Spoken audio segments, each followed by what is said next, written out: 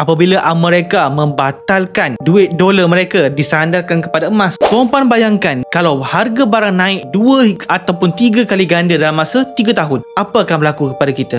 Inflasi ini bukan kesan main-main. Kalau dulu duit RM50 mampu untuk beli barang dapur sekitar seminggu, sekarang RM50 hanya bertahan 2 hingga 3 hari saja. Negara seperti Zimbabwe dan Venezuela telah mengalami inflasi yang teruk. Duit mereka sehingga boleh dijadikan tisu tandas, bermaksud duit tiada nilai. Tapi berbeza duit kertas dengan emas. Sejak tahun 1970, apabila mereka membatalkan duit dolar mereka disandarkan kepada emas, maka emas merupakan aset yang kekal bertahan dan berbeza dengan mata wang kertas. Duit kertas boleh dicetak sesuka hati, tapi tidak berlaku dengan emas. Saya pinkan video di bahagian atas cara nak bermula menabung emas. Emas adalah aset yang bernilai yang berada dalam perut bumi. Emas tidak boleh dicipta, tidak boleh dihapuskan. Emas hanya boleh ditempa dan dibentuk. Sebab itu ialah aset yang bertahan. Emas ini bernilai, merangkaui masa dan sepadan negara. Kalau tuan-puan yang nak lindungi harta tuan-puan dan kuasa beli, maka berbaloi tuan-puan menabung dalam bentuk emas fizikal begini.